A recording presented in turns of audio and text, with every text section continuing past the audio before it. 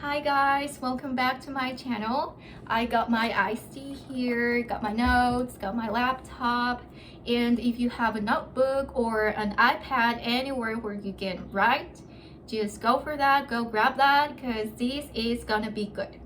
So as you can tell from the title, this is gonna be about suffering.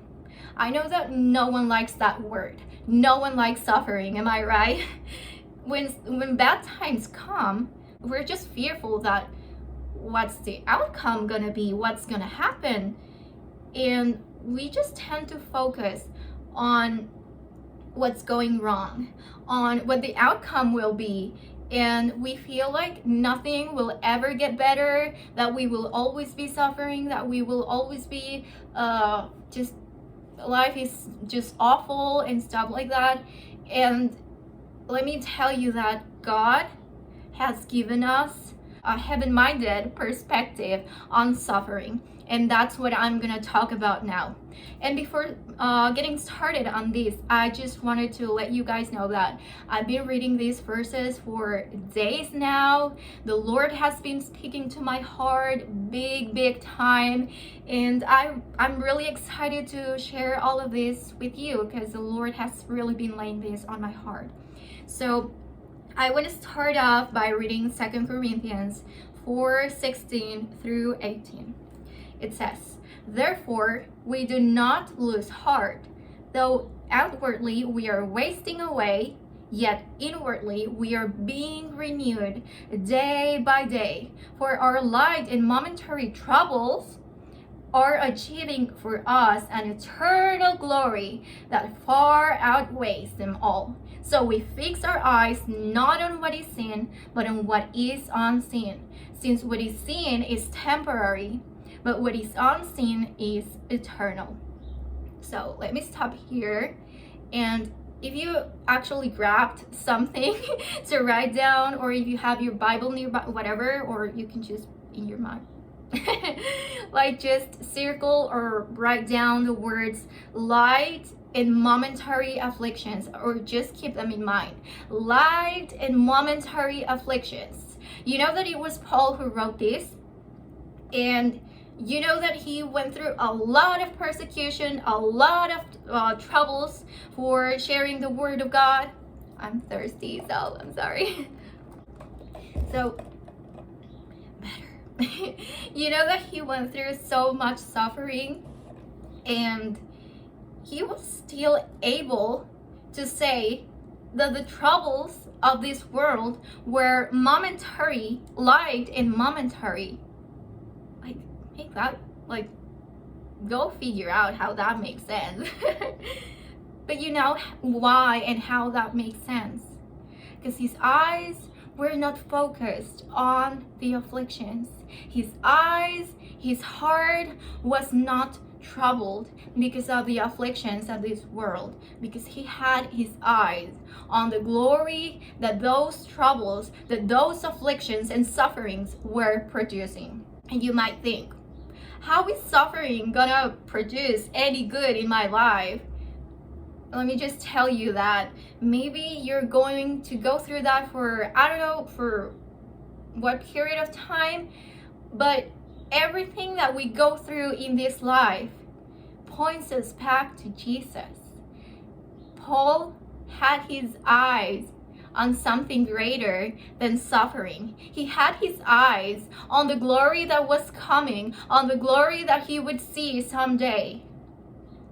I just love that he called his troubles light and momentary. Who in the world would say, oh, like he was being persecuted, he was being stoned, he was being put into prison, and he still said that those things were momentary and light?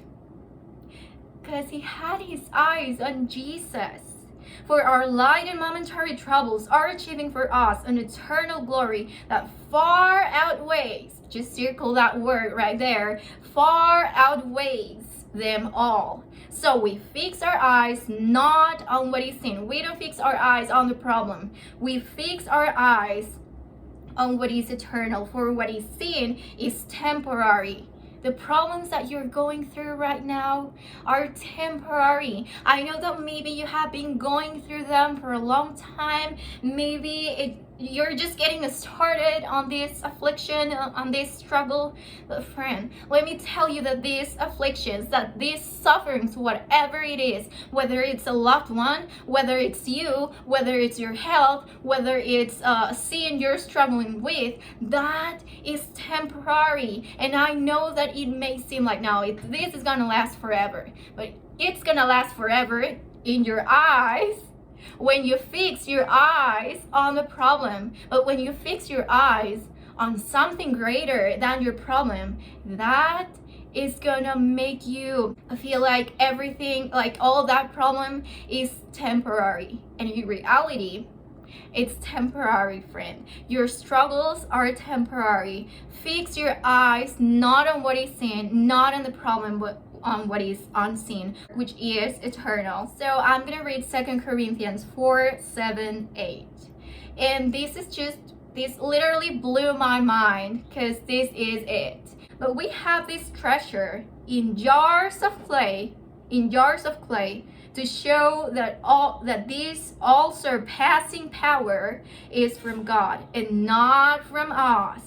We are hard pressed on every side. Problem here, problem there, and debt here, sin here, my health here, my loved one here, problem here and there, but not crushed, perplexed, but not in despair. Can you believe that? Paul was going through a lot of suffering, but he still said that he was hard pressed on every side. He had a problem here. He had people persecuting him on literally his back, people wanting him to be put into prison, but he still said that he was not crushed by these sufferings. He said that he was perplexed, he was confused as, why is this happening to me? But he was not in despair. It's just crazy. And maybe you think, well, I mean, that's Paul, he was an apostle. But friend, he was just a person. He was just a human being like you and I. He was living in this world. He was in a body. He was in the flesh too. He was going through hard times, but he still chose to focus on something greater. And I'm gonna read Hebrews 12 verse 2. Fixing our eyes on Jesus, the pioneer and perfecter of our faith, for the joy set before him, he endured the cross, scorning its shame, and sat down at the right hand of the throne of God. I just love that it says, fixing our eyes on Jesus, the pioneer and perfecter of our faith. Sometimes we forget that Jesus is not only the pioneer, but also the perfecter of our faith. And that's the thing, friend.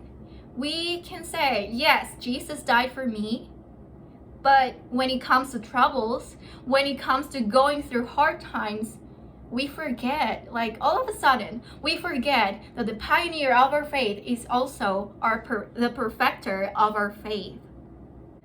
Our faith relies on the death and resurrection of Jesus. But not only that, when we believe that Jesus died and rose from the dead, it doesn't end there, friend. We have to be perfected. It's a process of being sanctified every single day of our lives.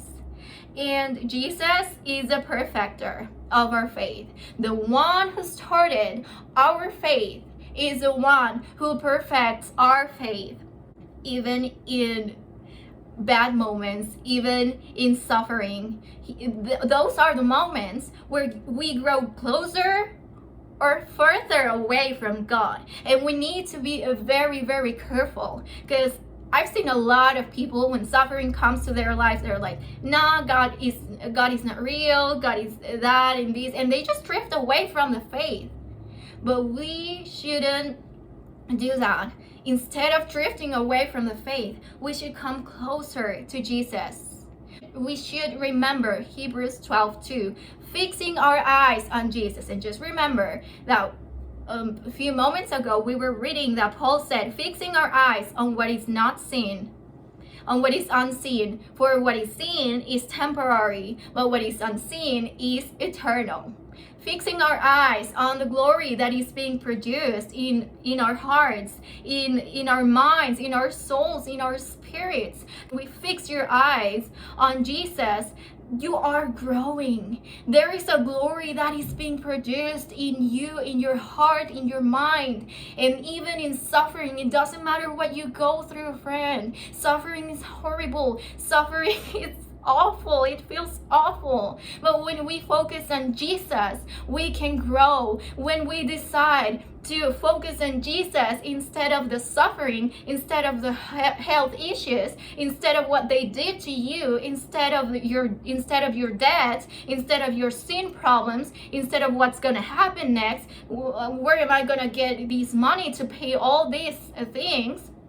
When you focus on Jesus, you grow. But when you drift away from Jesus in suffering will become greater in your sight, because you're focusing on the things that you don't have, on the things that are happening in your life, on the health issues, on where am I gonna get all this to pay all my debts and stuff like that, and that's gonna be maximized.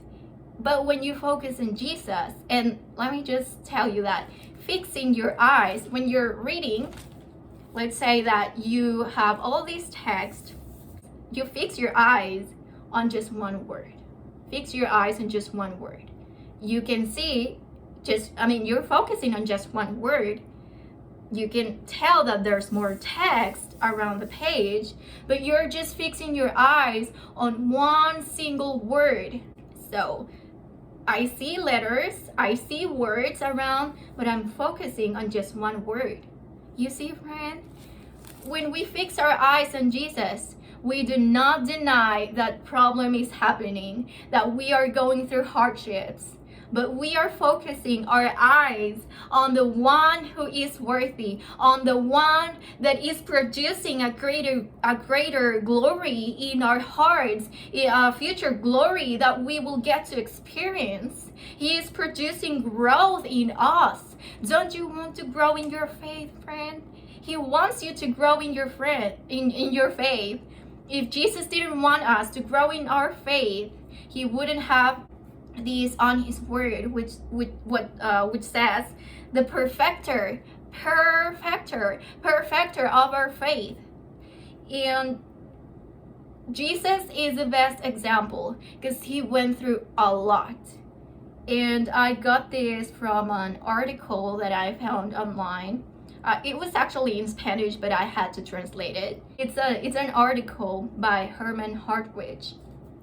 He is talking, I'm gonna link it down below, so if you want to check it out, even though it's in Spanish, but if you want to check it out, you can just click on the link down below. So yeah, it was common to whip a criminal 39 times to the point of being close to death, meaning that there were 273 deep wounds on Jesus's body, and that's why he couldn't carry the cross that long.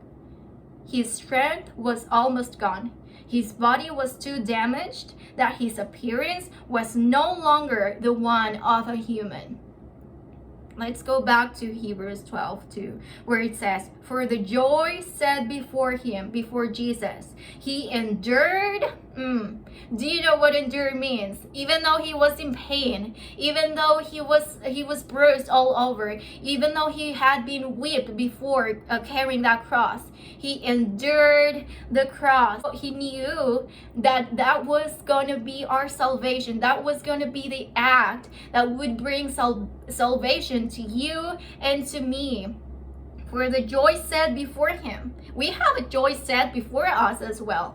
And that's Jesus. And that's the glory that's being produced in our hearts. That's our joy set before us. The glory that is coming. The glory that all these sufferings, that all I have been through is producing. That all you are going through is producing. Your suffering is not in vain.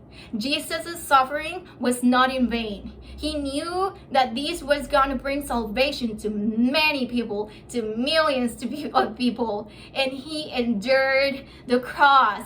And it says, scorning its shame. Did you know that the death by crucifixion back then meant a very shameful and painful death? It meant shame and pain. And he said, it's okay, I'm gonna go through that because I know that it doesn't end here. I know that this is not gonna be forever. This has to happen so I get to save millions and millions and millions of people, and they can come to God through me. And that's what Jesus did. He is the greatest example of getting through suffering. And if you are going through suffering right now, I want to encourage you to fix your eyes on Jesus. You may be perplexed, but not in despair. You might be worried, but you are not crushed, friend. You have not been crushed. The things of this world cannot and will never crush you. As long as you fix your eyes on Jesus, as long as you remember that He is your greatest example. And finally, I want to tell you guys an example that I thought of before recording this, that when an athlete is running the race, they are probably sweating a lot, their legs are hurting, their arms are hurting, but they don't stop. Athletes don't stop running. They just go. They just keep running because they have their eyes set on something greater, on the prize that they are getting if they get to the finish line. They have their eyes and their mind set on the finish line, and that's what's making them want to keep running. Even though they're sweating, even though they're in pain, they just keep going. They just keep going. And that's such a great example, because sometimes we feel like, okay, I don't want to do this anymore. You know what? I'm just gonna give up. I'm gonna give up. God is not even with me anymore. I'm just gonna give up. But God is telling you through Paul in 2 Corinthians 4 to fix your eyes on what He's seeing. Because when you fix your eyes on the problem, friend, it's gonna get great. It's gonna get bigger in your sight. It's gonna look greater. What do you want to see as greater? The problem or Jesus? The problem or someone who gave his life for you and endured suffering, who is the greatest example that you should follow? Friends, we should fix our eyes on Jesus. I know that suffering is just, I don't know what you're going through. I don't know what your loved ones are going through. I don't know what your friends are going through. But if you know that, if you know someone who is going through suffering right now, or if you're going through suffering, I just want to let you know. And I feel like God gave me this word that you should fix your eyes on Jesus. Please, for God's sake, don't fix your eyes on the problem. Don't fix your eyes on what you don't have, on what you lack. Don't fix your eyes on the health issue. Don't fix your eyes on how am I going to pay this. Fix your eyes on your provider. Fix your eyes on your healer. Even though you haven't had the money or you haven't received the healing, He's still worthy. He's still worthy of your time. He's still worthy of your heart. Who do you want to be greater in your life? The problem, the hardship that you're going through, or Jesus? It's your choice, because either you drift away from the faith or you come closer to Jesus. Please seize this moment of suffering to get closer to Jesus, because when we come to Jesus in our suffering, everything might still be going not too good and stuff like that, but you just feel peace. You just grow in your faith. Don't you want to grow in your faith? I want to grow in my faith. And that's Jesus' purpose, for us to grow in our faith. And that's it. That's the topic for today, and I hope that you guys liked it. If you want to go more into this, I would encourage you to read Psalm 27. Just read through it and just look at how David focused and ask yourself, did David focus on the problem, on the persecutions, or did he focus on God? So, and see how that applies to your life. So if you want to comment anything, if this helped you, let me know on Twitter or on the comments below. I'm going to share the links below of what I shared with you guys and the verses as well. I hope this blesses you all. And if you have a prayer request or anything, definitely let me know. So thank you.